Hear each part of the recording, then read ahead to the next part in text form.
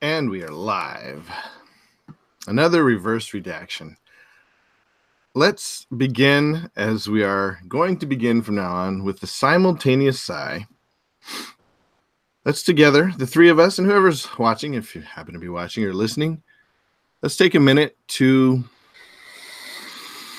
sigh.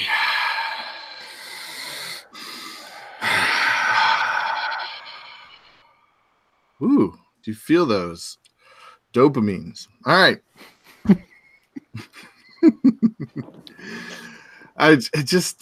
I'm amazed at how much air it can be. Like it's like a good meal sometimes, like we just don't breathe enough. We're howlies. I like you mentioned that earlier. So I'm here with Ford and Jared, and we are going to reverse redact The Haunting of Hill House. Hi guys. Hi. How's it going? Now, Ford, you're the one who brought this up. How did you? I thought this was a new show, but it's fairly old at this point. It's about a year old, right? Yeah, it's not that old. But yeah, based on Shirley Jackson's novel. It's not real big. I still haven't read it. My daughter got it. I think she actually liked the show better. She's pretty literary, but she's still young. And so I'm curious to go back and read the source material. Shirley Jackson definitely had an impact on Stephen King. So I'm real curious to go back and read the actual story. It's a Mike Flanagan movie. He's sort of he only does these kind of creepy movies, I think. What was some other stuff he's done? I don't know. Ouija board and some kind of like nothing too prolific. I thought it was so okay. So let's get into it. How did you find Ford? How did you find the show? And what is your just sort of before we get into spoilers? What did you like about it? There's a lot I liked about it, from the performances to the cinematography, lighting. I think they create a real mood. I think that's a good aspect of psychological horror. I thought, this isn't like next level grown up horror. What I mean by that is, your typical horror buffs would not be scared probably by anything here. No. Normal people, it will I think have some scare moments. It's definitely creepy. Definitely has an atmosphere. I think it really gets that mood going. And I love what I perceive as the message. But what I do love about this is that I think there's numerous messages you can actually pull from it. There's a lot of commentary on family dynamics. This is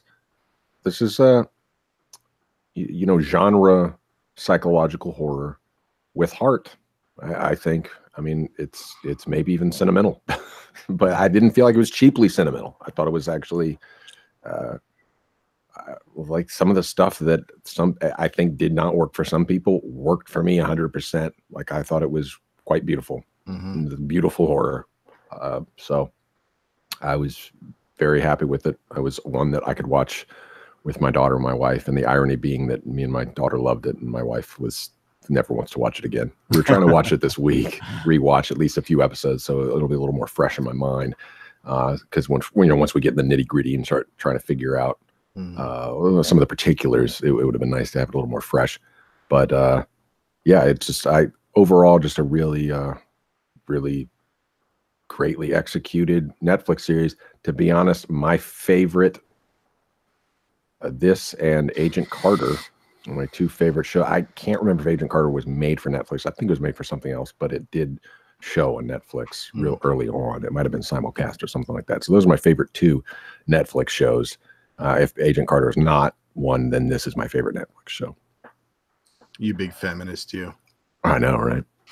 Yeah, well, people are not going to be calling me feminist after what I have to say today about it. Okay, interesting, Jared. The whole reason we started talking about this show, the reason Ford brought it up is because you brought up family and the idea of reverse redacting family. I don't know if we'll get so much into that in this podcast, in this episode, but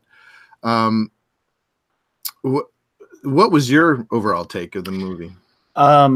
Yeah, well, the show, I should say. The show, yeah, it's almost kind of like, I don't know, it's kind of one of these things that in terms of the show itself, it's this new sort of form where I guess it's going to be kind of like American Horror Story, where it's going to have multiple seasons, but each season is going to be a new cast. So there will be a season 2 coming. I don't know if it's this year or next year, but season 2 is coming, and it will be set in a different haunted house. Really? So yeah, so just FYI. But so I started hearing about this about, I guess, the time it came out, which I think was around this time or last year, maybe last spring.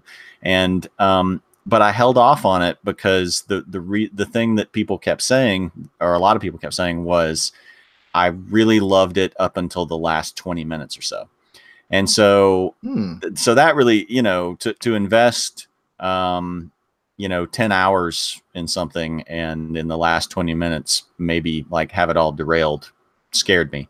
But so when Ford mentioned it, because when I was down in Panama City last year, we went and saw Hereditary when Hereditary was out, and both really liked that. So when he said that he liked it and he thought the ending, stuck the landing, I'm like, all right, I'm willing to give it a shot. And yeah, I thought it did. I loved the final message at the end. Kind of going back to what some of the things Ford said, a lot of this for me was, I liked the characters and everything about it. But really, I think this series, more so than almost any other one I can think of, it's the themes that stand out to me, because you're trying to cover a lot of characters in a span of 10 episodes. And you're doing the child version and the adult version of them. Yeah. So for me, it was kind of a little bit too spread out for me to really attach to a character a whole lot like I do in most shows. But yeah, considering like the some of these themes of like how people deal with trauma, and specifically family dynamic trauma and things like that, I just loved it. I don't know where I would put it, in terms of my favorite series and stuff like that. But it reminded me of like True Detective, the first season of True Detective, where you knew you were only going to get, probably one season with these characters. And just as like a standalone block of 10 episodes, just great, Yeah. I tried as hard as I could to find things I didn't like about the show. And there are a few things I could talk about, but for the most part, it was hard to find anything I didn't like. Yeah. I mean, there are things I disagree with, from a moral stance, but like just filmmaking, just storytelling, so intricate, and well thought out. We always go back to, Breaking Bad was one of the greats, and this was up there as far as the ability to, from beginning to end, have foreshadowing, have themes, different themes woven together. It's amazing. Yeah, it did feel like they knew where they were going. It didn't feel like it was haphazard. And the only thing I would say as a criticism, I mean, maybe a couple things, but episode 6, Two Storms, which is the bottle episode, I felt like that. It felt like a bottle episode. There's a lot of, it's not necessarily contrived conflict, but it's just, it seems really high pitched, their arguments and the way that they're, it seems like a bottle episode, a courtroom drama sort of scenario. And Netflix seems to have this problem where they've got maybe 1 or 2 or 3 too many episodes. Stranger Things season 1 even has one episode where there's, again, this contrived conflict. They're like, we're not going to hang out anymore. Blah, blah, blah. It's like, the end of the world's coming. Maybe you can quit acting so dumb. But this one wasn't that bad. I'm not saying that. It's just, it did feel a little, bit contrived, the way that they were even moving the camera. It was kind of like, hey guys, look at this Steadicam shot in the funeral parlor, that kind of stuff. There's some of the stuff where they really try to, it's TV. I mean, you got to make it interesting. So some of the lesbian love stuff is just it's almost as a lesbian friend of mine would say, it's almost for the male gaze. It's having its cake and eat it too. It's just like, look at this sexy woman, and but it's really sexy for a man's perspective. You know what I mean? Like, yeah. So some of that just they're trying hard in some of that stuff. However, like her character, the lesbian character, is one of my favorite characters in the show. Yeah. Her episode is fantastic. Yeah. It is a weird character. It feels weird, but for some reason I give it a pass. I mean, she has a superpower. She's like the Bran character of the universe. But I don't know. For some reason it gets a pass for me. I love the whole way, like you said, it procedurally unfolds. I think that's what Breaking Bad did well. It's a procedural unfolding of the mystery or of the descent. In Walt White's case, it's this descent into villainy, and in this case, it's descent into the Red Room, which symbolizes so much, and that to me is what really makes. Well, let's not get too much into spoilers yet, but right. I agree. It has what I call like this unfolding of a series of queries. Like yes, it's like questions that the viewer have, like, what is that? And it just pulls you in. It pulled me in with questions like, I have no idea, what was that? Where is this going? And what is the Red Room? Right? Yeah, that kind of thing. I hate you guys for making me watch this show because I'm in the middle right now of the idea of a house. My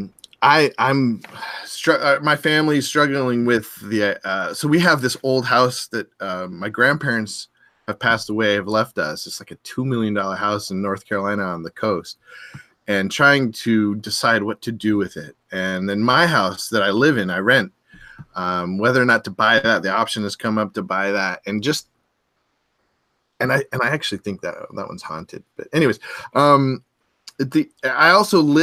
sleep in this like this little place where I started sleeping there when the twins came along. I couldn't sleep with Chan anymore. It was just too much, and then I got used to sleeping. It's like this attic, and then there's this door that's taped shut. It's like literally taped shut, and it's got a mirror on the door, and so whenever I pass by it, I see somebody, because it's like my reflection. Oh, at night it just always spooks me out. Dude, that happened to me in a demo job like a couple months ago. I was walking past, I didn't realize we'd set a mirror on the floor. It was in the garage, and this is during daylight. There's a mirror like laid down, and it's a vertical mirror, but we had it laid down sideways on the floor. And I walked out in my periphery, I saw my boot reflected in the thing, and I knew I was alone, and I was like, oh, what was that? And I looked over, and there's nothing there because I walked past it, and then I stepped back. I was like, oh, it's my boot. But yeah, no, I could see how that, especially at night, that'd be fun. You're gonna have some dreams of lobster scorpions with crab claws coming out of the corner. Yeah, like you. I might drop kick my dresser. I was gonna say something about well, I appreciate that we're gonna be talking about this from different perspectives. It's interesting is their family makeup is very close to mine. I've got 3 girls instead of 4, and a boy, and my boy, and the last 2 are twins. And actually, the Nell character reminds me so much of my youngest daughter, one of the twins. And so there was a lot of commonalities. I wept through the. Now I'd had some wine, but I wept through the final episode. Oh yeah, I loved it, and I actually wrote down. I had thoughts. I haven't read these yet. Okay, I have. So I found in my phone. I wrote down this thing. So I have no idea what it says. I'm about to read it. Right after I watched it. And granted, I'd had some wine, so bear with me. A house. when I try to make sense of what it means to be a family, nuclear and beyond, the pain and complicated vines or roots that I have to dig through are too dense and complicated to fully express the true meanings of the bonds that family holds in that word. A house gives objective meaning. A vaccinator, I don't know, a vernacular, to that complex constant that holds so much feeling, from pain to the plain warm feelings of close embrace. Home. Not house, home. Not house, revealing the meaning behind that feeling, that face that shines through the reality behind the real complex ball of unwindable emotions and thoughts that is my family. It's not bad. It's not good. It just is a house, a family. All of us have darkness. It is the stuff that we schlock down between the pretty red bricks that support our foundation. We value the bricks, but it's the mess in between that holds them together. We call them secrets and such, but that is just the name we give the crap that doesn't shape out nicely like a square brick. But the brick is boring. The crap in between holds it there. Not by virtue, but by virtue of simply existing. And the more we hide it, the stickier it gets. The real thing is, though, that the more we talk about it, the more we reveal it, the more we shine a light on it, it doesn't lose its adhesive quality. Instead, it is revealed to be simply a part of the brick, holds the bricks together the whole time. I don't really know what that means, but those were my semi-drunken thoughts after watching the finale of the show. Well, I think that's a testament to the powerful and how nature of the show and how effective it was. And we all had similar reactions after that final episode. And it was when I saw, and this is no spoiler because the Red Room, like they mentioned that in I think the first episode, something happened in the Red Room. She's in the Red Room, yeah. Yeah, someone's in the Red Room. So when we saw it was in the Red Room, I think I had to pause it. I was like, I've been stuck in the Red Room since I was 7 years old. I've never gotten out. And this is a story about people who've never gotten out. That's what it's about. It's about people who are not allowed to grow up. And I had a grandmother, and I never realized it until long after she passed, but all of her care and concern and love was keeping me from being moving past puberty. There's a rite of passage that every human being, man or woman, needs to go through, and hysteria, matronly hysteria, will keep kids from being able to become an adult. And me, I told that to Melissa. And the irony is, I said this while we were watching this on our bed, me, my daughter, and my wife, because this is where we're relegated to. We want to watch our own show. And it's in my mom's house. So the irony, I'm a 30-year-old man, and I'm still in my mom's bedroom. I think this is so pertinent. There's something that happened sometime in the last, after the baby boom, where people saw how bad humanity could be, and so then it's the village. It's like we're just gonna hide. We're just gonna hide in our house. And like you said, though, that a lot of that crap can it ends up not really making a home. It ends up making this haunting. Where it's what seems like a good thing is actually deadly in the long run for the human being. We've got to be free. You know, we got to get kicked out of the nest. So those are some of the things that jumped through my head when we watched it. And it was a particularly stressful week, and it was so weird. I mean, just some of the stuff that happened that week were just like echoed in the show. And I just feel like it's a prophetic show. I think it's talking about a lot. It takes a lot in order to make a genre psychological horror into something that can speak to so many people. Yeah. Jared, you came into this show with you have a lot of family stuff. Yeah. I mean, I think the thing with my family stuff is just that it's so much stuff that's just so odd. You know, it's so odd, and it's so just off the wall, and it's so obvious. Like anyone could take a look at that situation and be like, oh my gosh, that's extremely, extremely dysfunctional. It was extremely dysfunctional from the beginning, and all the way through.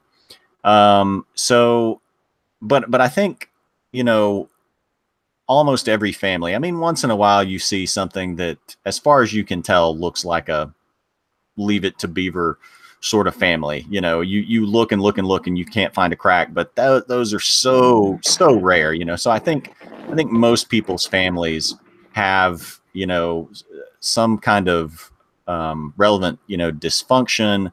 And it's, even if it's not causing a lot of problems now, it's going to lead to a lot of stuff later on in life. So I love shows like this because it makes things, I think, more relatable for, you know, people who may think, oh, well, you know, our family doesn't really have that kind of stuff, or maybe they, you know, understand that the family has that stuff there, but they don't process how it's affected them, or, you know, just certain things like that. So, you know, coming from a, part of my educational background being a psychology background, I just love for stuff like it's kind of like, this is subversive stuff. It's like, oh, you think you're getting a horror show. Really what we're going to give you is, you know, a commentary on family trauma. And I think that's kind of, a lot of times how you have to do it with people, because otherwise they're, you know, they're not interested. So they're going to have their defenses up. Yeah, right. Exactly. So, yeah, I just love to see stories like this told for that reason. You know, and I think a lot of it's probably like a sort of a selfish sort of reason, just to make it, just to make myself feel like I have more opportunities to talk about it, because for most of my life, it's been, I think, mostly stuff I've tried to, avoid talking about with friends. I mean, not necessarily with, you know, there's been a lot of times where, you know, I think I realized one time I was flying out, you're talking about Oregon in your other podcast, but I was flying out to Oregon, and it was one of the first times I'd gone out there to visit my aunt and uncle. And I had this realization where I'm like, I'm on a plane with, you know, 250 complete strangers going, you know, 2,000 plus miles away.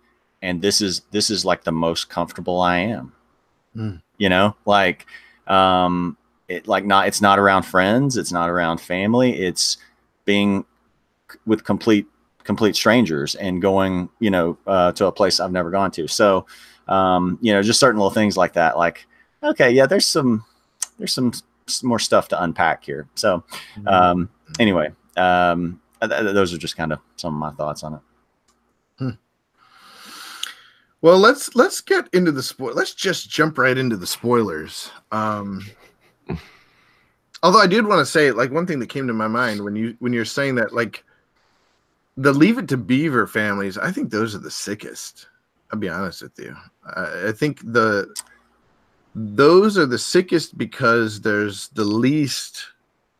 Sometimes when it's obvious, there's more light shined on it, and there's more people deal with it more. You know, it's not so hidden. Yeah, I see what you're saying. I just think sometimes you can find families where, you know, the parents are generally have it together, and and they're raising, you know, children in a healthy way, and it's like as close as you can get to the sort of Leave It to Beaver. Like I said, I think those are really rare.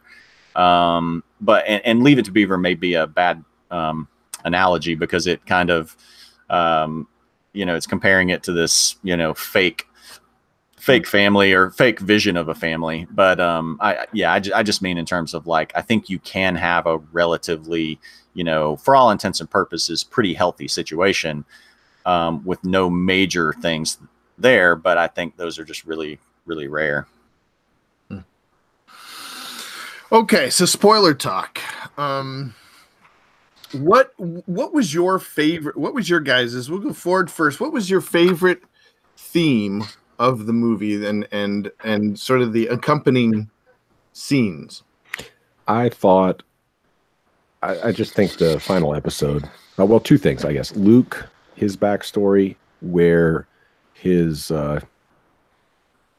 apparition, that part where he's on the street and it floats up behind him, that to me was just a perfect metaphor or picturization of addiction. You know, that you're trying to outrun. That's just sitting there right behind you. No, you're just like, you don't want to turn around, but you know it's right there. It's just tapping on your shoulder. You know, I loved that visual, especially in that moment. And then in the final episode, just when they reveal what's in the Red Room, it's basically, you could call it a riff off of The Sixth Sense. You know, in The Sixth Sense, there's the whole film, he's trying to get into the door, and then it cuts away as he reaches into his pocket to get a key, you know? And so it's there's a lapse in his memory how he gets into the room, you know, how he actually, because the room is locked there, and he's, you know, spoiler, he's dead. So there's a similar thing with the Red Room. They've all been getting inside it, but they don't know that they've been getting inside it. They're all remember that those rooms, it manifests to them whatever their secret desire is. So, you know, Olivia dances. Luke plays video games, I think. Can't remember what the older bro does the video games. Oh, yeah. Right. Yeah. Luke, it's the treehouse. That's right. Luke's the treehouse. I see. That's not one I forgot. Interesting. And then the mom reads. She tries to read. The dad never goes in. Yeah. That is interesting. Yeah. I read some commentary on that, and I think it was kind of tied to, oh gosh, I may have forgotten this now, but I think like the dad's Red Room is fixing the rest of the house. Oh, no. I remember what it was now. The dad's thing is kind of, it's fixing the house, but his problem is tied to, or his problem towards the end is tied to the Red Room, because it's the water that's supposedly leaking out of the Red Room that's rotting the walls of the house. Right. And so that's interesting too, seeing it from my current job perspective. I mean, they were actually doing some pretty good remediation work there. And, you know, he was not a licensed remediator or whatever, but he was doing like the right stuff. And he's talking about the black mold and how you got to be careful. And, but yeah, seeing that again, it's like the horror is actually our own desire turned against itself, grown inward, you know, and that's, that's what keeps you in Hill House. What I wanted to happen at the very end, there was this scene, and this is just a Ford thing. I don't think it should happen, but in my version, like this is the way I imagine it happening if I'd been there. There's a scene at the end of 127 Hours when the guy who got trapped under that boulder, he's walking away from the boulder after cutting his arm off. Spoiler alert. Oh, come on. I mean, it's in public news. Like they made a movie about a dude that cut his arm off. So he walks away from the boulder after cutting his arm off and looks back at the boulder and says, "Thank you." That is some next level self-ownership right there. That is looking at the horror of your life and saying, I needed to learn this lesson. And so at the end, when Stephen is walking out,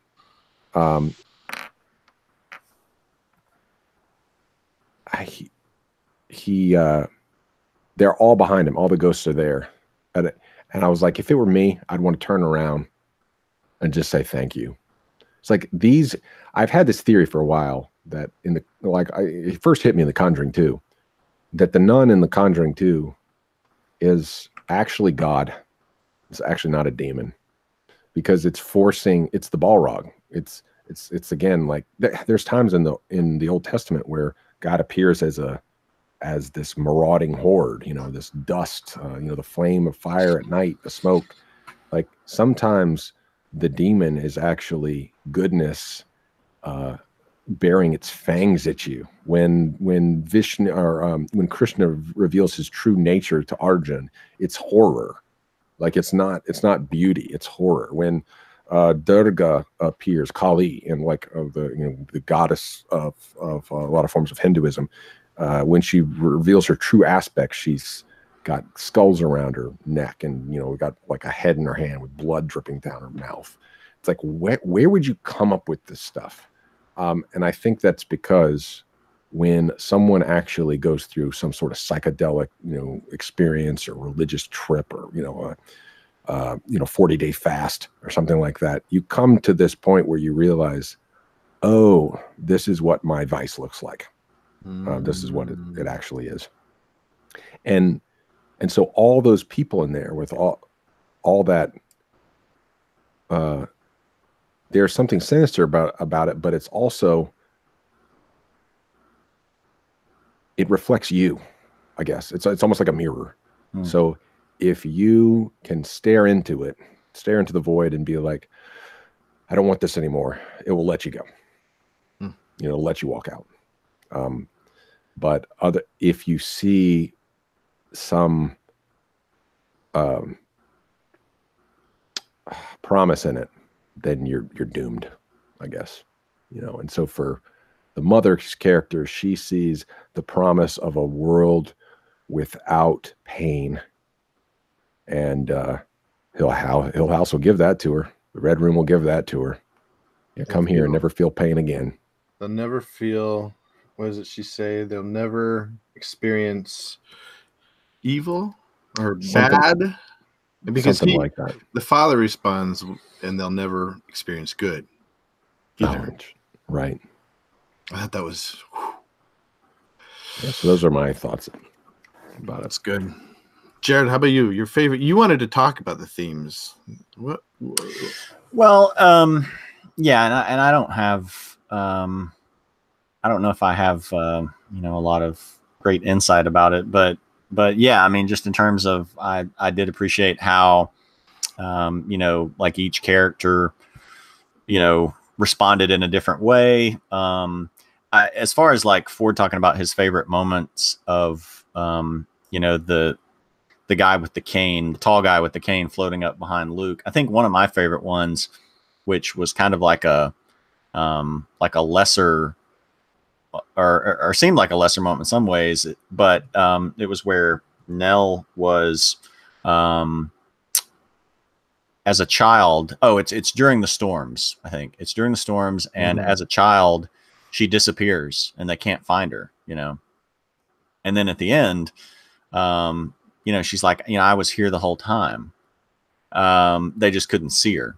So that one was one of my favorite ones because I think we have so much of that with, people who die by suicide, or just people in general, where we constantly interact with each other, but how much are we really seeing you,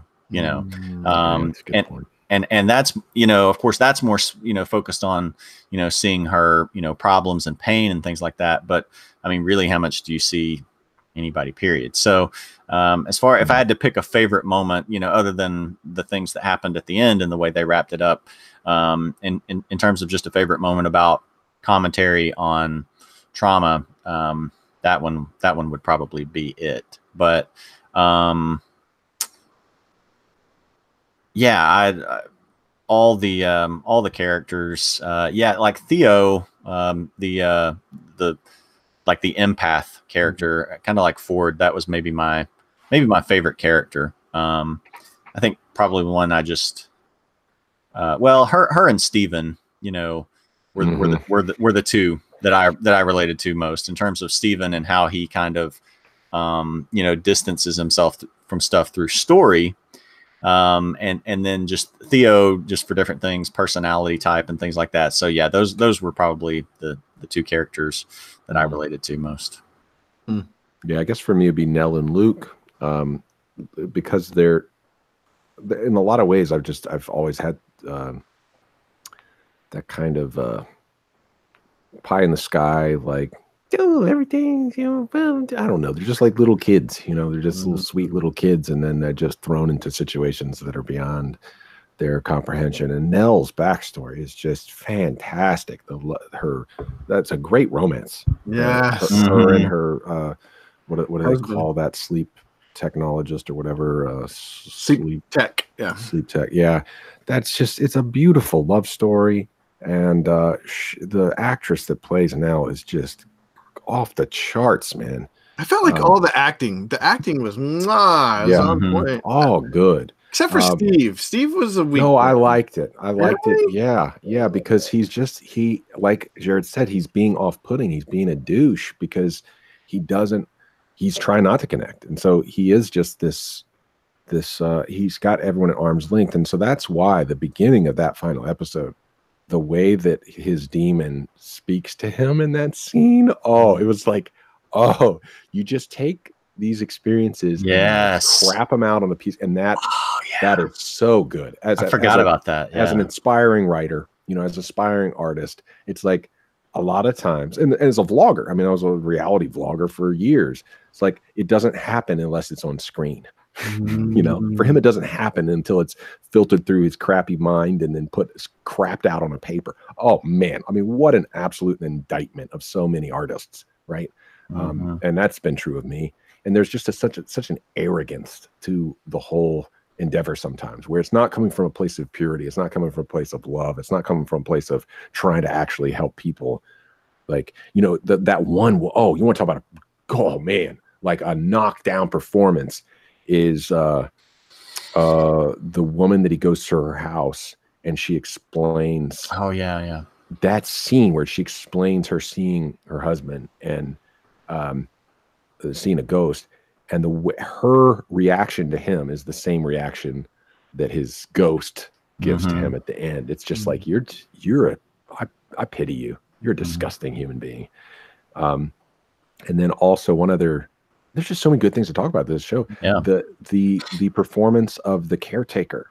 Okay, that's my favorite character. That one pullback. There's a steady shot, just a continuous take. This is where cinematography is good. Rather than having this Birdman sweeping. Oh, look at this virtuosic camera. There's this one shot just panning out or panning in. I can't remember. And dollying out or in, and his performance is like just pitch perfect when he's describing what happened with the child. That was my favorite scene. Oh man, absolute out of the park acting there. Yeah. But I mean, everyone's so good. And then the other thing that I love is Nell. I love that. I mean, it could be easily misinterpreted as something sentimental when she's like coming in the red room. She's like coming into focus, so to speak, where she's actually speaking and making sense. And she says confetti. It's all confetti. And it's like she can look back through the hell that she's been through, and she doesn't only see the hell. She remembers the beautiful times with her husband. She remembers dancing. And that's kind of like what you were saying today earlier in our podcast, Jude, is like, rather than focus on all the negative, what are the good things that are actually happening? And Nell can actually look at her life and say, I've lived a life, like she could easily say, I've lived in a ghost story and my whole life was hell, but that's not what she says. She's like, this all happened for a reason. I'm here. And y'all just go live your life, Well, it's most pronounced with Nell, but they show. So it's most pronounced by Nell for me because the dad's my favorite character, both of his iterations. So Jared, you pointed out that he's the boy from E.T. Blew my mind. I know. I didn't realize that. As soon as you said it, I'm like, oh my gosh, it's him. Holy crap. Yeah, it took me forever because I kept looking at him because the thing is like eyes don't change with people, and like no matter how old you get, and so so I think it's like the eyes, and I'd be like, I know this guy from something, but he looks like I almost felt like he was a different actor, and they had like put prosthetics on him or something. Like that's almost what it kind of felt like. And so then later when I finally looked it up, like after the series was over, I'm like, oh, it's Elliot from ET. And then we could all see it then, but then it makes sense too, right. Like why I was on some level connecting it, but just couldn't make it happen. Well, he was the perfect actor because the first thing I watched the first episode with my wife, and the first thing we said when we saw him was like, oh, this guy's creepy. He has this like really creepy, I thought they had taken, it was like an older actor that they had used CGI to sort of young down. Mm-hmm. And this one made him perfect for the role. Because well, you go back and look at his audition for E.T. when he was young. He was younger than he was in the movie. Yeah, I've seen that kid. Holy mackerel.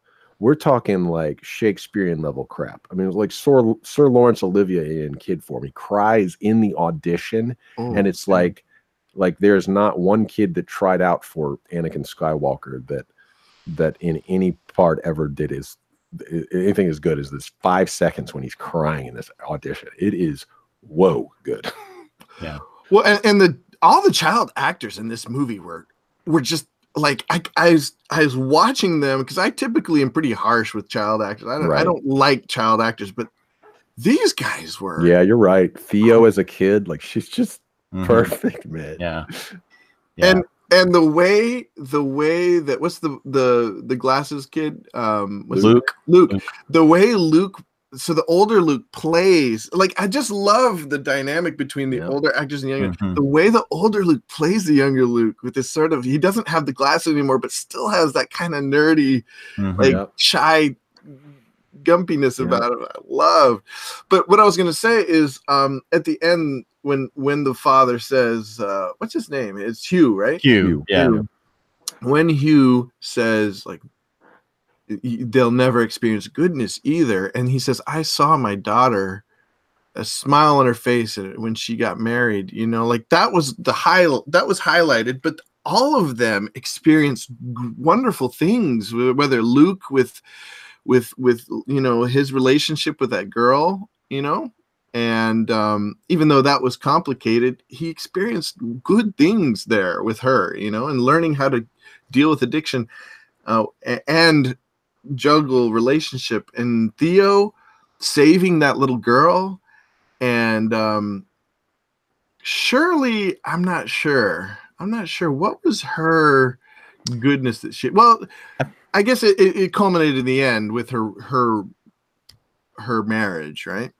Well, I don't know if I guess I would have to think about this to see how it was meant to be interpreted, but I think like, she goes into her profession because of the comfort that mortician or whatever the term is gave her when her mother died. So she's providing for other people that same kind of comfort, and then with her own family, you can tell she, even though a lot of what you see with the family interaction is kind of fighting and things like that, she obviously like loves them, because at the end when she sits down to tell her husband the truth about her affair, she does it, she doesn't have to do that, but I mean, part of it's for her own healing, but I think part of it because she loves her family too. So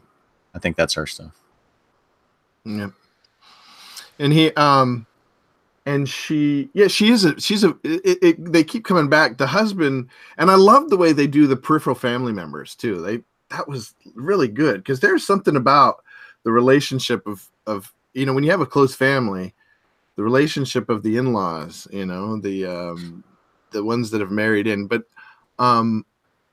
he kept coming back to like she's so generous, she's too generous in a lot of ways, she just right. And then I guess Steven was, he made a lot of money. He got to experience celebrity, Well, and I think at the end he does, they all grow up. I mean, again, they've in their own way, they have held on to something that is holding them back. Mm-hmm. And in the holding on of that thing, again, it's like we were talking about facing the Balrog, going into hell, facing that blockage that's keeping you from moving to the next level. They all have something like that. For Stephen, it's not admitting the supernatural. For Theo, it's not admitting human touch. It's not embracing that pain, because it is a painful experience. And that's a great metaphor right there, Then for Shirley, it's probably taken the mortician thing as a way to just paint over death, just to pretend it's, we're going to make it all pretty. For Pornell, I mean, it's complicated, but she gets it at the end, realizing, that even the bad things can turn into something good. And Luke, I mean, you want to think about, what him and Nell experienced in that room. Like, maybe it's just a revelation. And it's like, I'm not crazy. It's like, if you're a kid, you see that. Golly, the Abigail thing, dude, I did not see that coming. I didn't either. Neither did I. At all. That was one of the most Sixth Sense moments for me. It hit so hard too. Hard. The ghost dies. I'm like, what's going on here?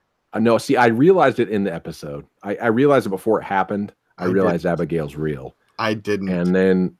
And I was like, oh no, you've got to be kidding me.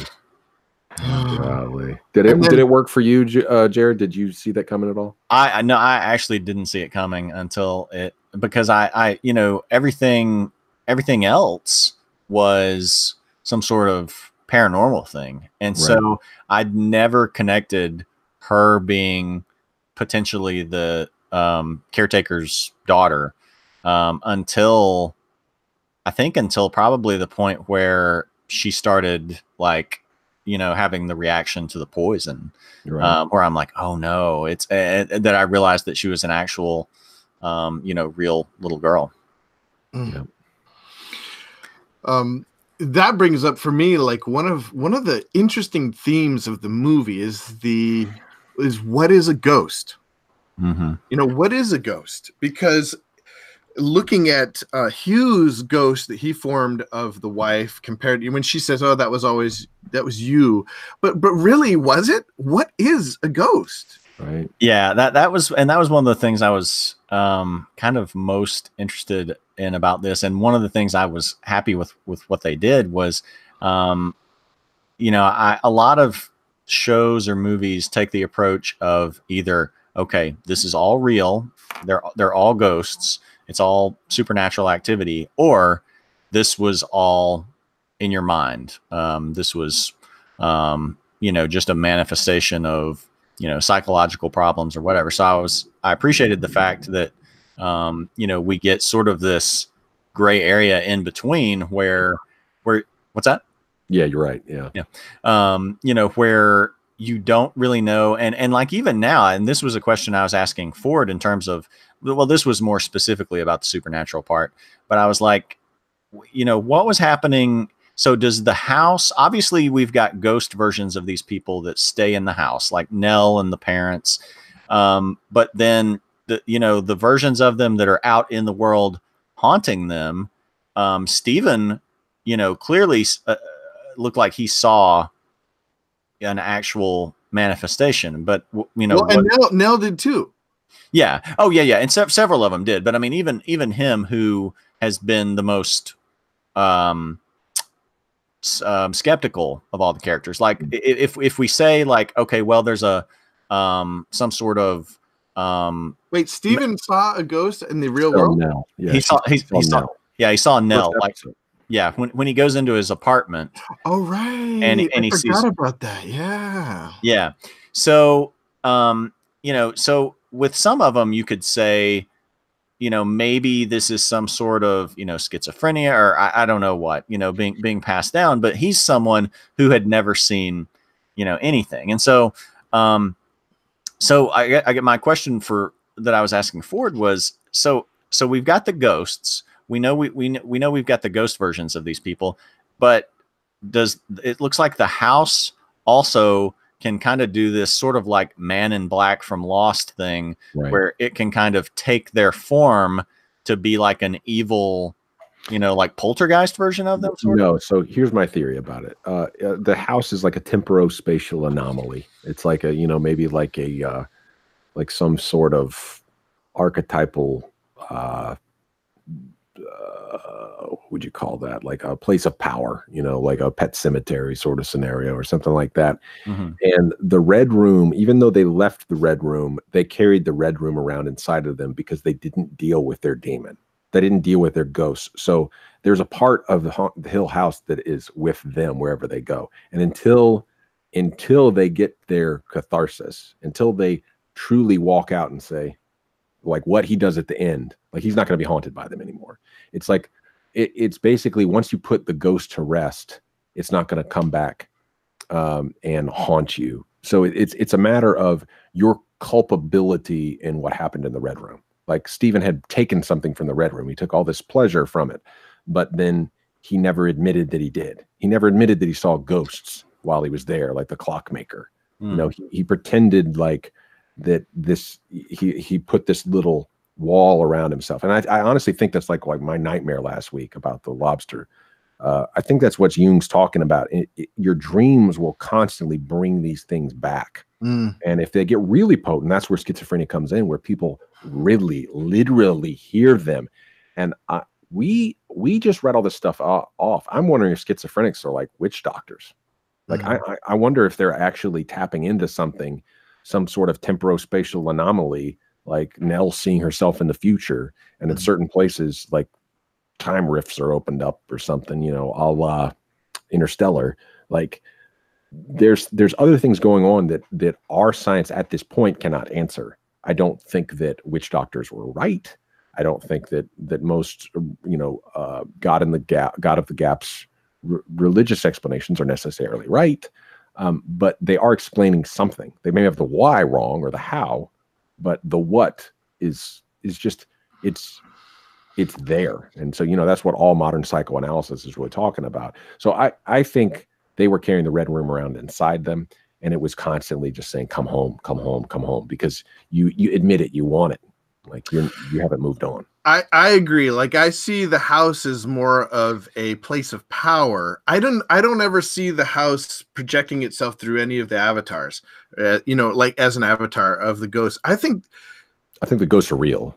I think the ghosts are our consciousness, and I think I love what I think they're saying about what ghosts are is consciousness that is playing with, you know, it's in between both realms of supernatural and the physical, and so it can go with them, and so you're never sure whether it's a projection or a ghost, because there's really not that much difference. Ooh, I just had a thought. What's that? What if it's like, you know how you have refraction, like if you shine it's almost like a dual image, right?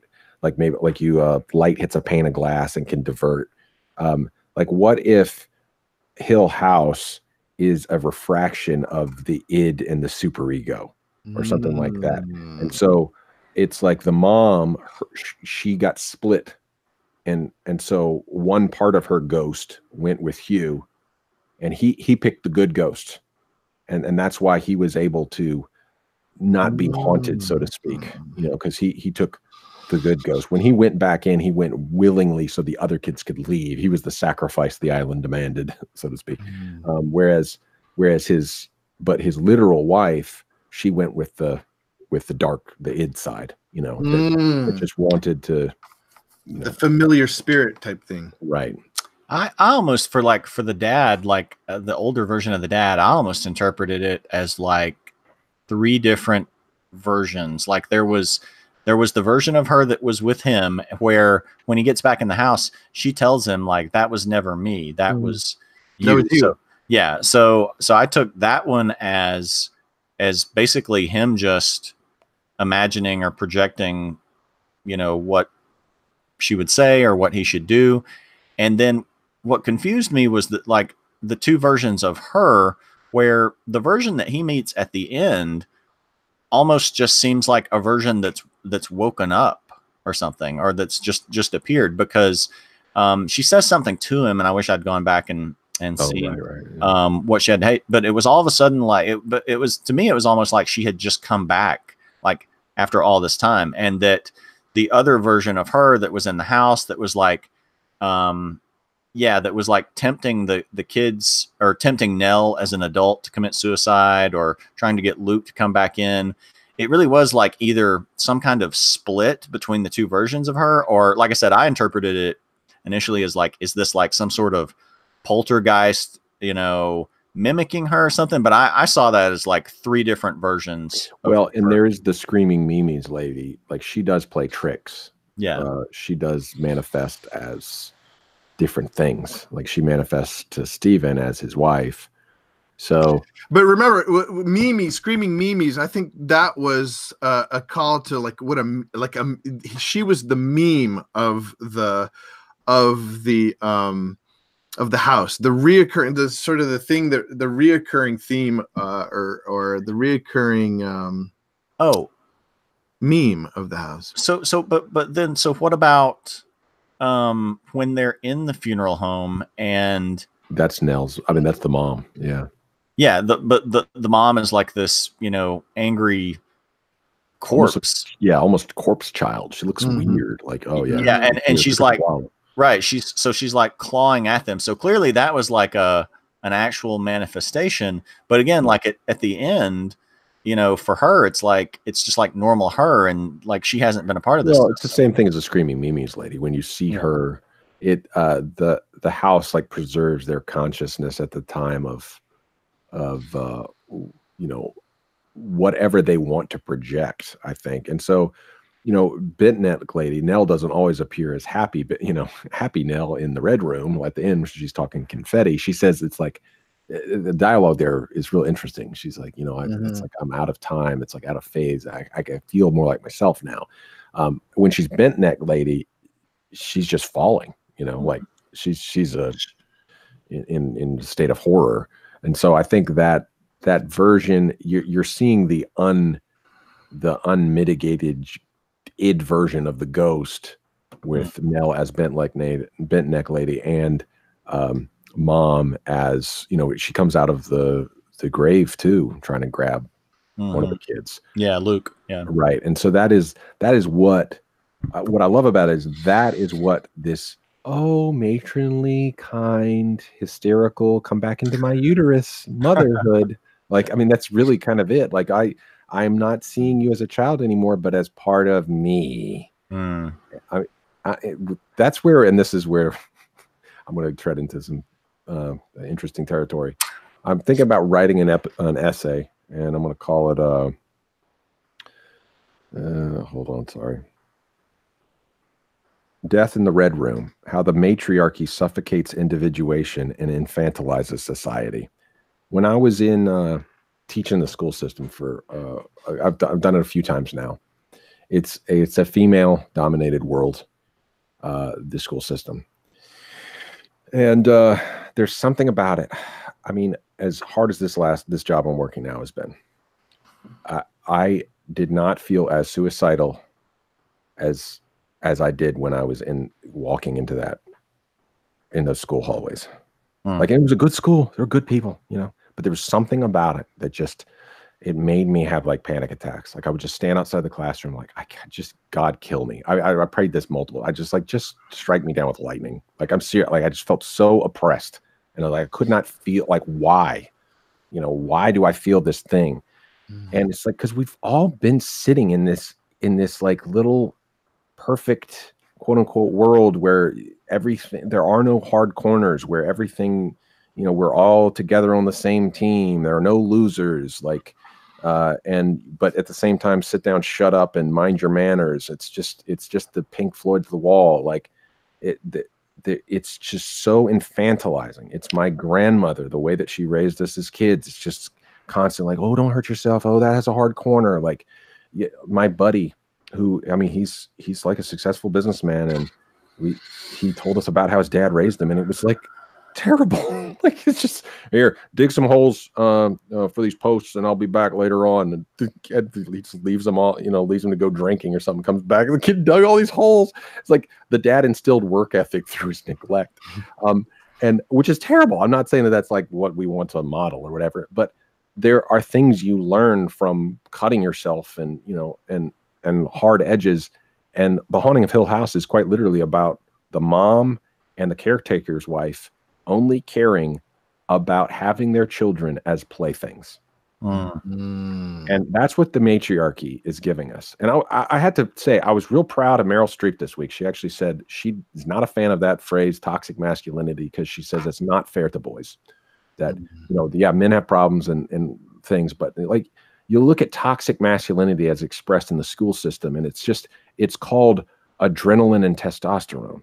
Yeah, my brother calls it toxic testosterone, toxic testosterone, something. Yeah. Yeah, and there's no outlet. There's no outlet. You're not allowed to punch. You're not allowed to fight. You're not allowed to cuss. You're not allowed to do this. You're not allowed to smoke. You're not allowed to drink. Like, it's just constant encapsulation, and it's just it. And what The Haunting of Hill House shows is there is not just a patriarchy that we need to worry about, but there's a matriarchy that really infantilizes kids, and it's actually affecting women too. Theo, Olivia, and Nell have to fight through their lives because of what their mother did out of love, quote unquote.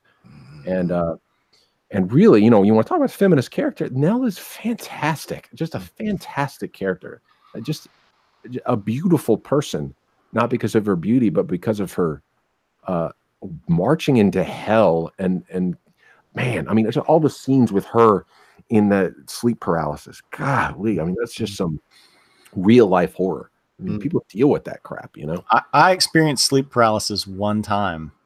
Really? Yeah.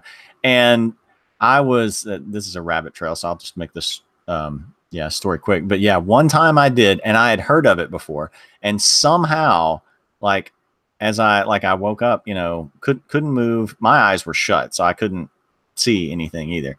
Hers were open. I don't know which is more common, but maybe they did the open eyes to have her be able to see, the bent neck lady or whatever. But yeah, one time only I experienced that, but I knew what it was. Like I didn't really panic because I had heard of it, and somehow my brain recalled, like, oh, that's probably what this is. I'm probably not just suddenly paralyzed. It'll probably go away in 30 seconds or a minute. And so I didn't panic, and it did. But that's the only one time in life I experienced that. Right. And can you imagine being stuck there for a minute and not knowing, not having that consciousness?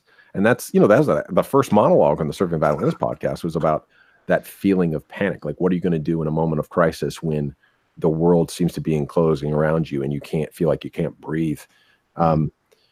Yeah, I mean, this show just speaks so much to all these different things. And, one of the things that became controversial was the way that in the 1800s, men would talk about women as hysterical. And the word hysteria comes from the word uterus. And that word is like a misogynist word. Like, you can't use hysteria to describe a woman, but The Haunting of Hill House is about hysterical mothers.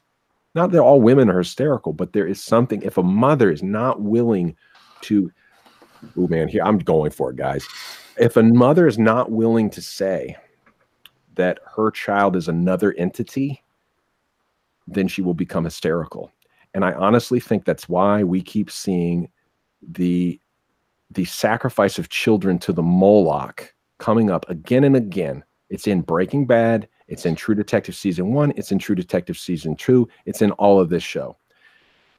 We are sublimating abortion in our art because we can't talk about it outright.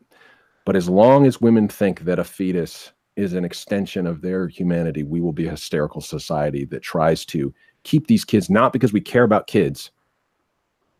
It's not because we care about kids, because we don't. We care about women's rights. We care about fetuses as extension of a mother's will. And I honestly think this keeps coming up. This is the myth that we are believing, and it works its way out. That's what True Detective is all about. It's about defenseless children being used as toys for adults. And you know, when a feminist looks at India, they rightly call the abortion of that. They don't allow you to do sonograms in India because they don't want you to know what the gender is. Because so often female feticide becomes a thing. It's parents, not just men, again, it's women who make these decisions because they don't want to have to pay a dowry. So it's women making the choice, to abort their female child. And a feminist calls that female feticide when that's done in India. Well, I'd call that cultural imperialism, American feminists, because you're telling what a Indian woman is going to do with her own choice. You call it female feticide. You say it's a right to life issue when it's a female baby. But in America, it's all a woman's choice. So to me, The Haunting of Hill House is, again, I don't think anybody could come out and say this out loud. I think it's an encoded message. I don't even think it's subconscious. It's a subconscious. It's a Jungian thing. We've pushed this down so far that we just can't talk about it out loud because it's unpopular and it's unfair. 99% of abortions have nothing to do with rape, incest, or health of the mother. They have to do with us being infantilized little people that are just treating sex like a plaything and treating our fetuses like playthings.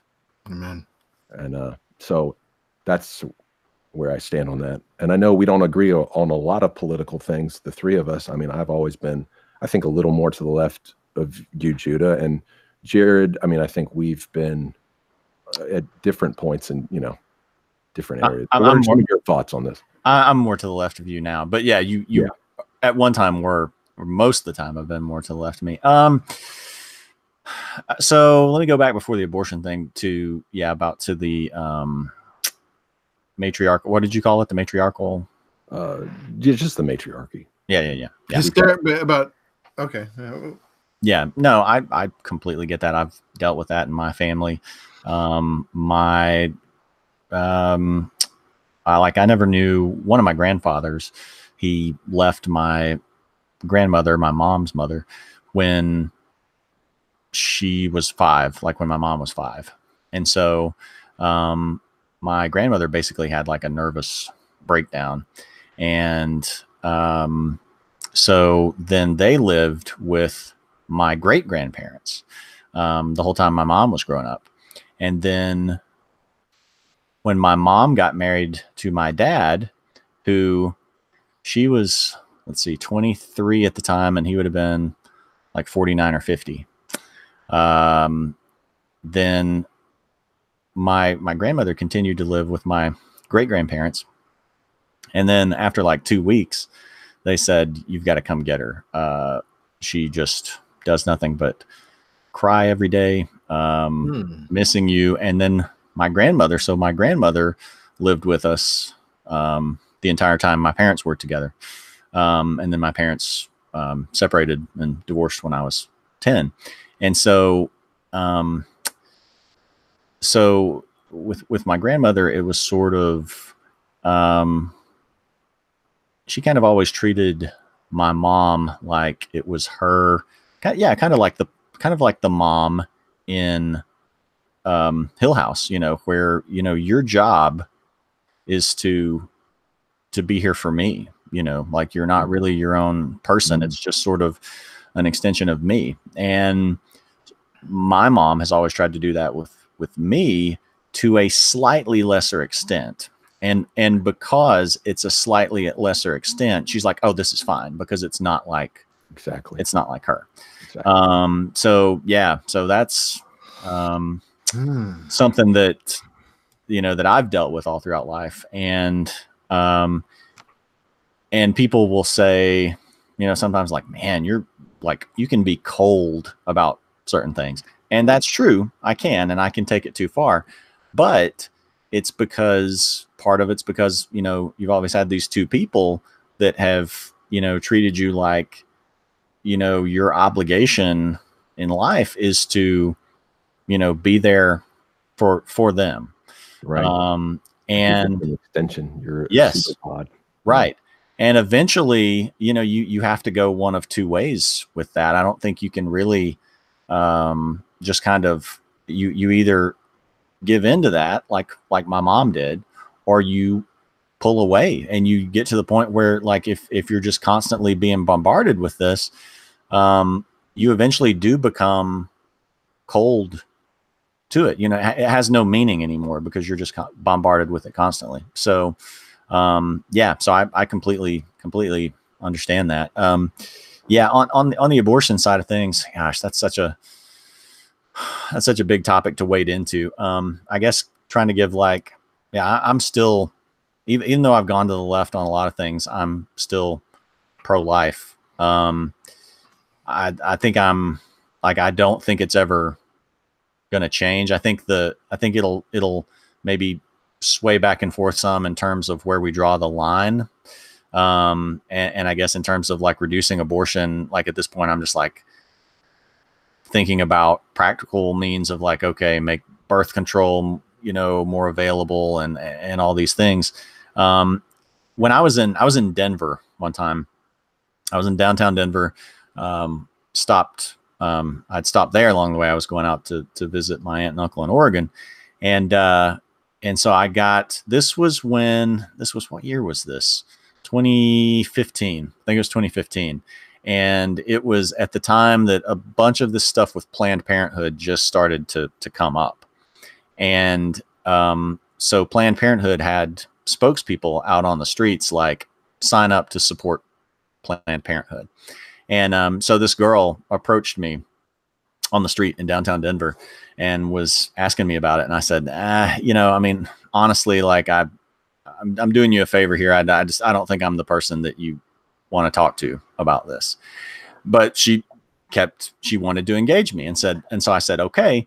I said, so first of all, a lot of, or a number of women think that if you're not a woman, if you're a man, you shouldn't be able to talk about this at all. So if you want me to talk to you about this, first, I'd just like to, you know, to hear you say that, yeah, you do think I should be able to have an opinion on this. And she's like, yeah. So we got into this, discussion about it. And so, I could just see kind of her eyes glaze over, like when my first sentence is like, okay, so if you look at the history of Western civilization. Man, this is good in Ford territory. I like it. Right. And so you could just see at that moment, she's like, oh my God, what have I done? And so I'm like, look, if you look at what's happened, it's generally been guys like me, white males, that have just made life horrible for, you know, Black people, for Native Americans, for women, et cetera, et cetera. I said, we're not, you know, I know there are still inequalities, but we've come a long way.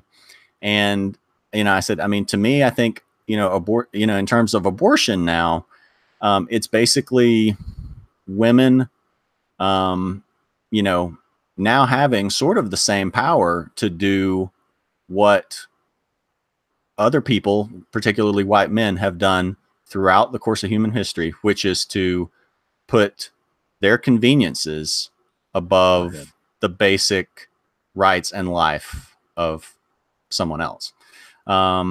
So anyway, yeah, I mean, naturally, you know, those kinds of discussions, you end up just saying, we're just going to have to agree to disagree. I went into a shop later, and I came back out, and she was sitting there. She looked completely different. Like, again, this was just like a teen, like maybe late teens, early 20s sort of girl. And she had like changed her outfit. She was off the Planned Parenthood clock. And but she like flagged me down and like thanked me for being so like nice to her in the conversation, because she said, you know, she didn't get that a lot. So yeah, that's a big topic, but that's just I guess kind of my overview. I mean, you know, that I'll just leave it there. Yeah. I think that what that makes me think of is that I appreciate that this show is a horror movie. Like, it's not a horror movie. It's a type of horror movie, because the horrors of both patriarchy and matriarchy have Yep. been around forever. Mm-hmm. And I think about all in the news today, how many times we hear about like young mothers throwing away their babies, you know, like finding babies, and you think it's it's happening now. Back in the, you know, the horrific times of, you know, the Middle Ages, whenever, you know, before this golden age we're in now, abortion was happening at 3 years old, at 4 years old, you know, Right. like, and it still does today. Yeah. Mothers kill their children, Or fathers. Yeah. fathers too, but the horrific part is like, I think people can understand fathers killing their children, you know, like I've seen that in nature. I've seen like one of the most horrific thing I've ever seen is like I was raising mice, and the mother had a whole litter of babies, much to my parents' chagrin. But the dad went around and killed all the boys, and he killed them horrifically. He killed them by gnawing on their testicles. Huh. Like, strangest things I ever saw. But a mother killing her child. So the idea of a ghost, I was thinking about what is scary about a ghost? What makes a ghost a ghost? Because if it was a real thing, right? Like if it was a raccoon that came into it would still be scary, but it wouldn't have the haunting feeling, right? What makes something like, and I think, to me, what I came up with is, I want to hear your guys' perspective, is that it's not supposed to be there. Even if it's not supposed to be there in more ways than just physically. Like a raccoon is not supposed to be walking through my room right now. That's weird and that's scary. But it's like this uncontrollable thing of like the supernatural. This person, this thing, this being is not supposed to be here, not just physically, but not supposed to be here in this dimension. And that's scary.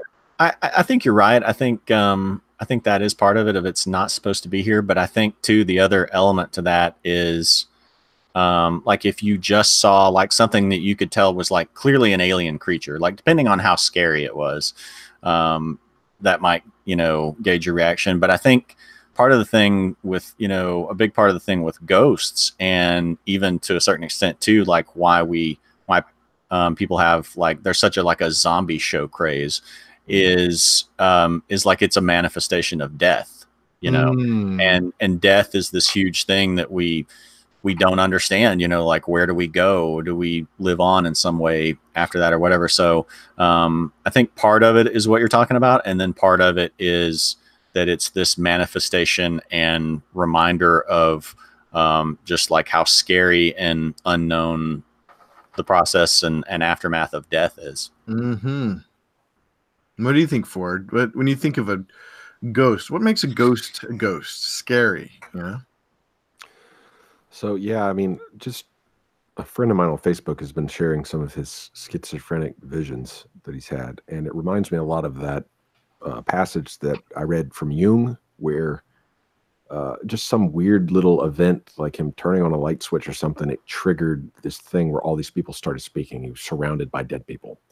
And he had to write this book. Like he wrote this book in a stream of consciousness. And when he finished it, the haunting ended. Like, what is going on? Like, there's something's going on. I don't think ghosts are a part of the imagination anymore.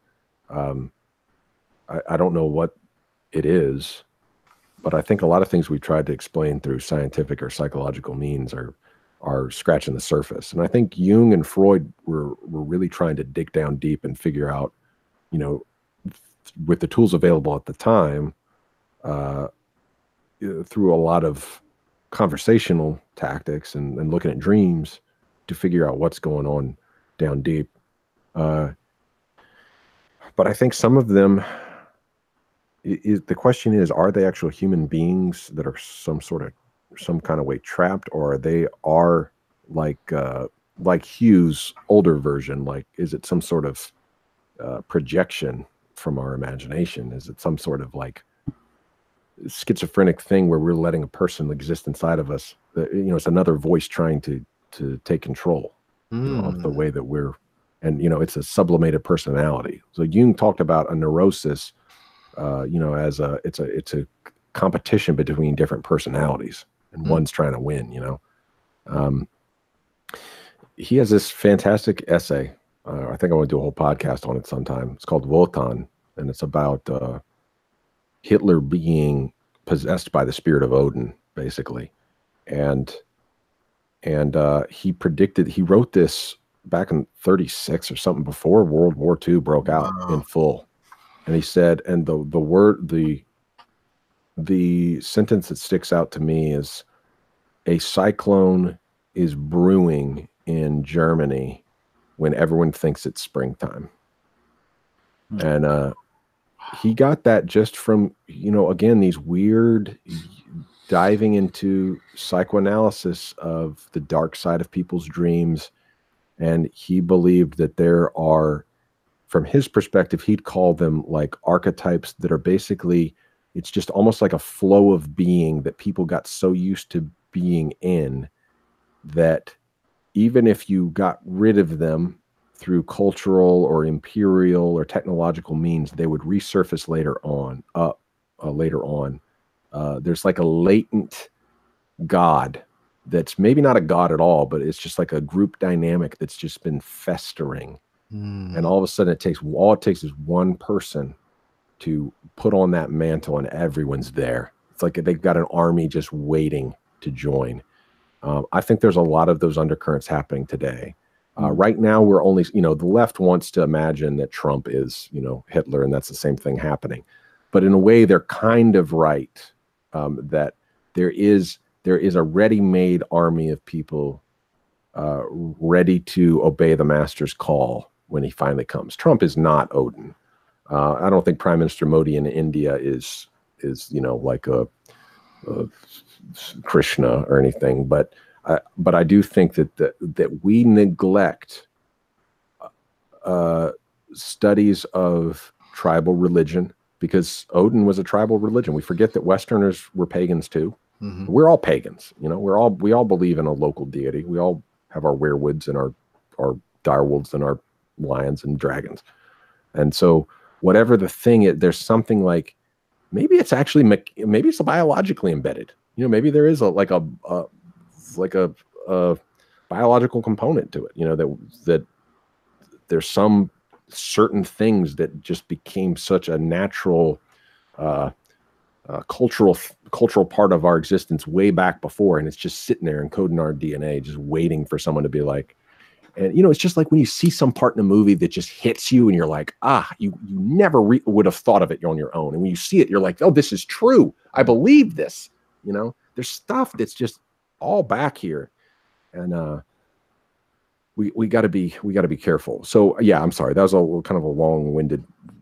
But as far as I think we neglect ghosts to our peril.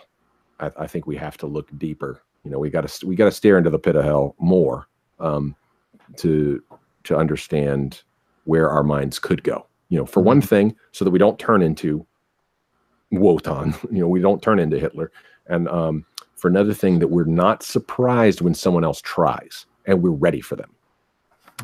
That we have enough checks and balances in place that it can stem the flood, and maybe channel it in a different direction. It's interesting because,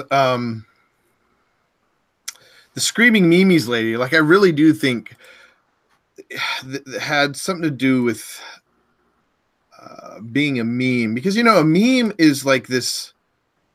It's like an element that is like that's passed down. It's passed from one to passed down or something, passed through. Right. And there's something about ghosts that is meme-like in that, like it captures an idea that is passed to the next realm or the next dimension. Becomes the squeakiest wheel. Like, she's the squeakiest wheel in there. And you're right. And in a sense, she is like the Hitler Wotan, sort of like any one of those creatures and beings could be the thing. Like the little kid in the wheelchair, but most of them are harmless. Mhm. They're not trying to do anything. Like they're not even the bowler hat guy. He really just wants his hat back. You know? I think, I don't know. Yeah. So, But there is something. So like that brings like, so the bowler hat guy. See that's the thing. I'm like, why is the bowler hat guy scary? It's because he's out of place. He's not. He looks strange. He's very tall and he's floating. Well, that's so yeah.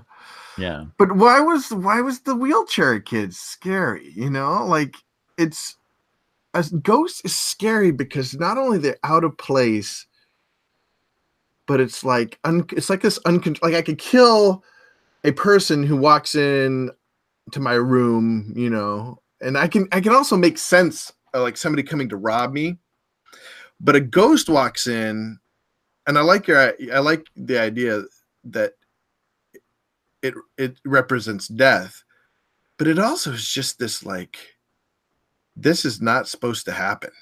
Right. Mm-hmm. Yeah. It breaks nature. That's what the supernatural is.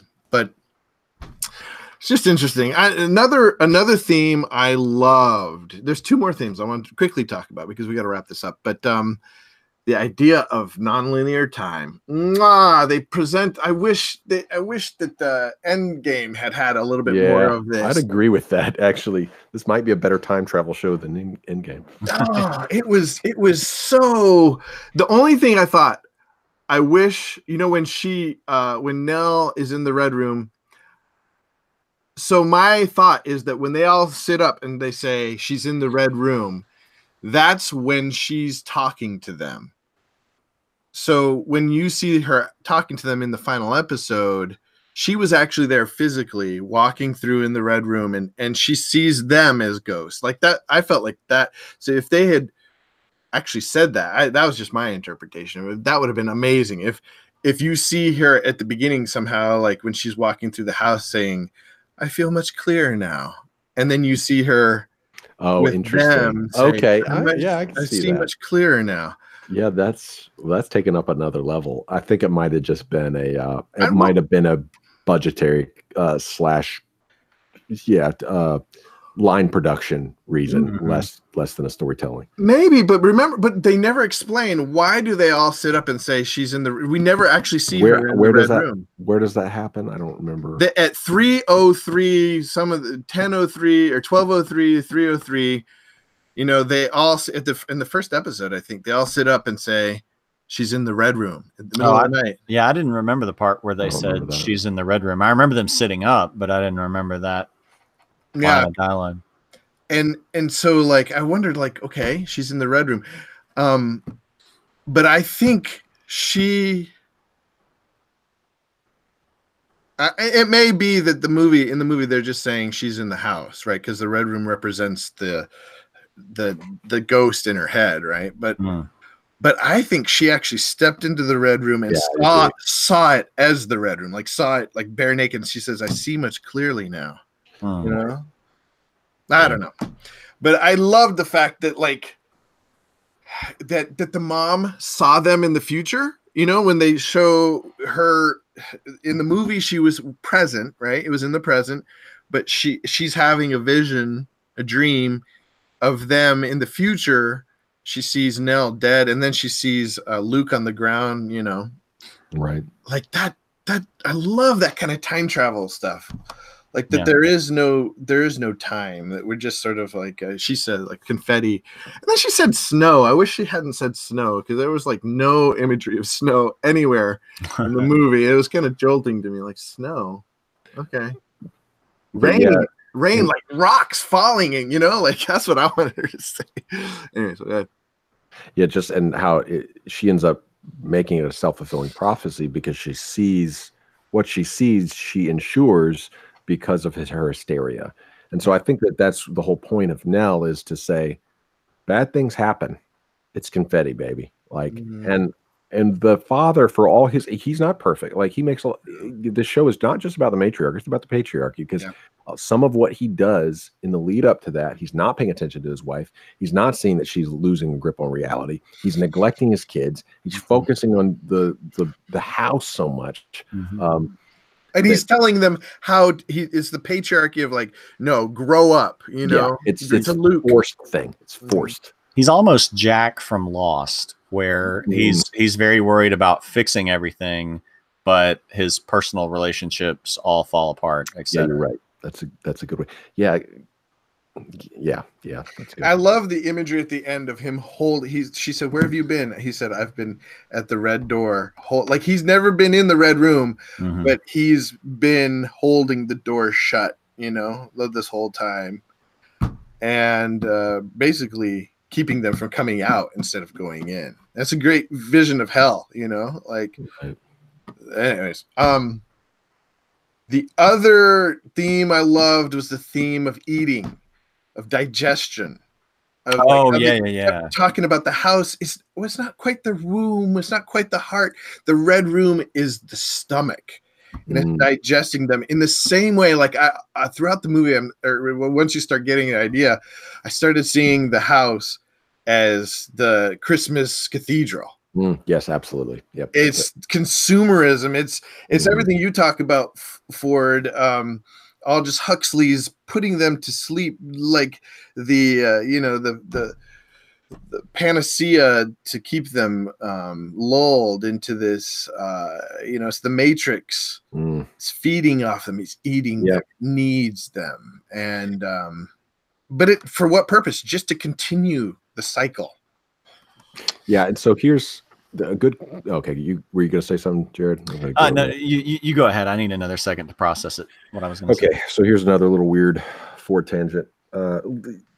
Naval said that one of the things he likes about doing podcasts is that he has these ideas in his head and he can't really clearly articulate them, and so it's kind of what that Rebel Wisdom video is saying, that in the process of the conversation, he actually figures out what he's trying to say, and then trying to string the logic together, you start realizing gaps in the logic. And it's like, oh, and then you can get pushed back. I'm like, are you really sure about that? You're like, no, yeah, you're right. So this is going to be one of those moments. I feel like Alien is a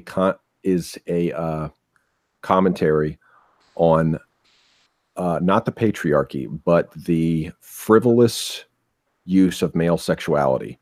I think the Xenomorph Alien is the way that we have looked at the way males treat sex as a consumptive act. And, you know, everyone says, like, I mean, even you, when you were describing it earlier, Jared, about, well, it's just not going to change. Like, what can we do? Well, guys can stop having sex. I mean, it's pretty simple. I mean, we're not freaking cavemen here. We're not bonobos. You mean we have a will. Abortion, you mean? Yeah. So it takes two to tango in order to make abortion happen. And so I see the alien, the Xenomorph Alien, almost as a depiction of the male, unhindered, unfettered penis just allowed to eat.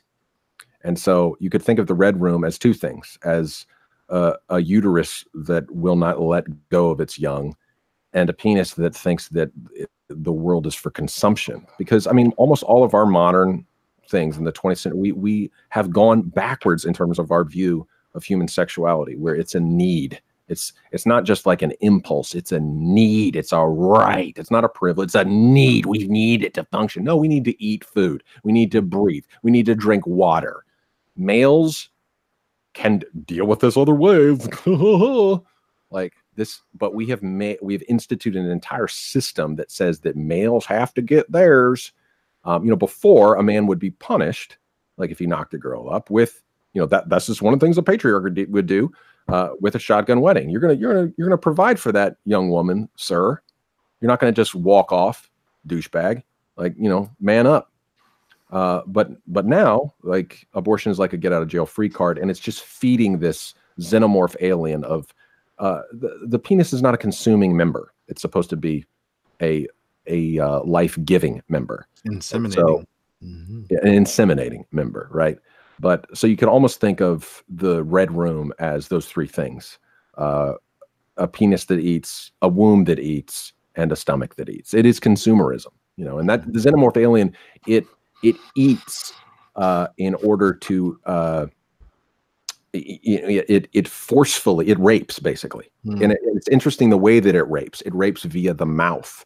It puts its young into the stomach, right? And I think again, this is a sublimated metaphor for how flippant we've been with our sexuality. Our sexuality has become a violent thing. You know, we talk about rape culture. Yeah, that's right. Exactly. We live in rape culture in which no man says no. No choices are ever made. We're not pro-choice. A man doesn't have a choice. He just has to go around inseminating everything that he sees. That's stupid. We're in 2000. We're in the 21st century. Dudes can start doing better. Yeah. I mean, I guess, yeah, this is a huge topic too. So, but I guess the problem that I see with everything is, that there's just a human nature, human tendency to overcorrect on everything. Like once you, like after you've been in the ditch, you just crank the wheel until you drive into, you know, oncoming traffic, you know? So, so, I mean, just in terms of like, you know, like, take any social justice topic today, or like you're talking about with, you know, the way sex is perceived or whatever, you know, for a long time, you know, certain things were one way in terms of, you know, women not having rights in America, or, you know, having very minimal rights, or, you know, minorities not having rights and things like that. And obviously we've come a long way, but then it gets to a point where there's no point where people will say like, we need to put the brakes on this, you know, you know, just like in terms of, you know, what you were, you know, talking about with sex, how, you know, for the longest time it was, you know, everything, it was a very, you know, very prudish society. Certain things weren't allowed, even though, you know, people may have been, you know, doing it out of view or whatever. But, you know, but now it's the complete opposite. It's, you have to push this, to the extreme. And if you're not doing that, then you're like, it's like you're part of that old system or whatever. Yeah. Or whatever, yeah. So, I don't know. I mean, I don't know. I don't know where I'm going with that, but it's complicated. Yeah, you're right. We tend to overreact one way or the other. Like, you know, we go from one extreme, which, you know, incentivizes the man too much, to another extreme that, you know, says it's incentivizing the woman, but really is the man that's getting the benefit from abortion. It's the man, because now he has no responsibility whatsoever. It's just the get out of consequence free card. So, and I just think that we sell ourselves short as human beings in the 21st freaking century, that we're acting like cavemen about this. Well, and I think it comes down to we're dealing with the symptoms rather than getting to the true malady. Yeah, you know, and agreed. It comes down to human nature and selfishness. It comes down to sin, and not sin as in like, oh, you shouldn't do that, bad things, you know, like didn't break the law, but because of it, yeah. But like a lack of vision for the transcendent, you know, something more than, you know, like a way to live that is beyond society. You know, right. And I think Hill House is good in that it shows that it's not the parents are not being malicious. Like they think they're doing the right thing, and in the process of doing the right thing, they create this horror show. You know, or maybe they don't create, but they facilitate. They facilitate. Yeah, that's it. Yeah. Well, guys, we've gone long. Oh, one thing I wanted to mention: I love the fact that the red room is not red. I love that.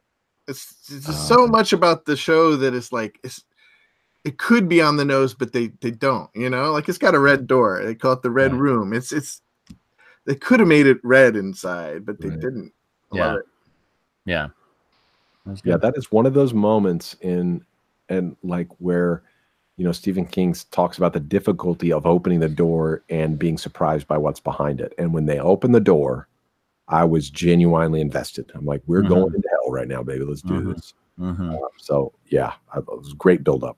Yeah. Well, how can we? So, Ford, you brought up the fact that the Red Room is still alive or has been at some point in your life. I guess for me, what I take away is, what I'm taking away from the show is, yeah, like, where do I need to come out of my red room? What is my red room? Yeah.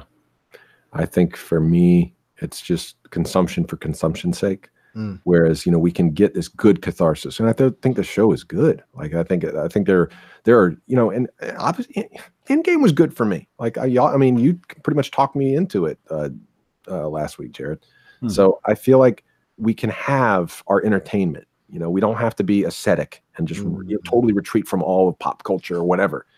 Find that 5% signal in the noise, but not use it as a distraction that keeps us locked in a home that's trying to eat us.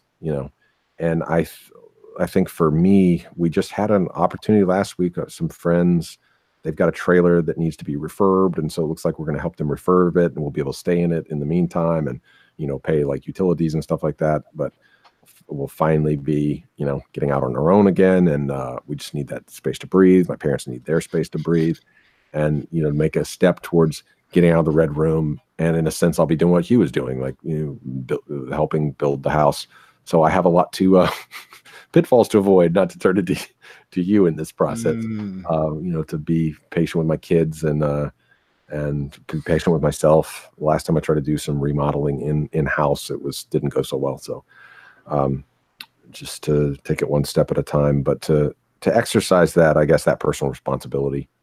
You can't be personally free without being personally responsible, and I think that's part of what getting out of the red room means, is to be an individual and not to be infantilized, to grow up in some way or another. And so small steps I think are a good way in that direction. Yeah. Jared, any final thoughts? Like I said before, I just like I like the overall message of how things come around at the end, to just everyone confronting, like Ford said, getting out of their red room, but just, confronting the main issues, and they've never really had, in some way, they could have done some things on their own. The kids could have. They knew enough. They just didn't know the full story. They didn't know the full picture because the dad didn't tell it to them. But that's my main takeaway is just, loving to see a story where, a family confronts the issues, because mine has always been, just don't talk about this, just don't talk about it. Pretend like it doesn't exist. Right. And that's just 100% the opposite of my personality, just the whole, Einstein's theory of what's insanity is, doing the same thing over and over again and expecting a different result. So, and going back to Game of Thrones, where this is a completely different situation, but where Sansa and Tyrion are in the crypts, and she says something to the effect of, that's the truth. Like, that's all we can do now is look the truth in the face, So, in terms of making situations better, that's just where my mind goes in terms of, like, how do you solve a problem is, number one, acknowledge the truth of it, of what it is. And I think if you can't get past that step, you have nowhere to go. Going back, just a quick throwback to the abortion talk. I posted that story on my Facebook page. And, I remember that. That was been a few years, right? Yeah, because it was 2015, and then that spawned off. I don't know if it came out of that or it spawned off into like a different conversation on someone else's page of a couple of old coworkers, and they were just so angry and over what I said. And I think I was fairly, tame in what I said on that. But so when we got into that discussion and we were talking about abortion, I took from online, from medical, not like anti-abortion sites or anything like that, but just online medical websites, like, this is what baby, fetus, whatever you want to call it, looks like at this stage of development. And I had two people just lose their minds, like, blocked me on Facebook, everything else. And the phrase one of them just kept using over and over was, "How dare you?" how dare you? I'm like, how dare I? What? I literally took this. This is what it looks like at this stage of development. And so it just goes back to what I'm saying, like, of looking the truth in the face. And if you can't do that, and that's a lot of times the problem for people, they can't get that past that stage, because if you acknowledge that, everything has to change. You can't live with the truth of it. So that's my big thing is, you know, deal with reality, deal with what's true. Yeah. And we're getting to the point now where there's some of those issues where it's just scientific fact. They can't, you know, babies have fingerprints before some abortions are allowed to happen. That to me is like insanity.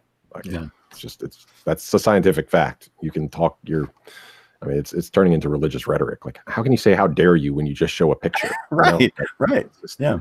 I'm sorry. I don't think we're the people of faith at this point. Like, I'm just showing you what actually exists. Right. Right.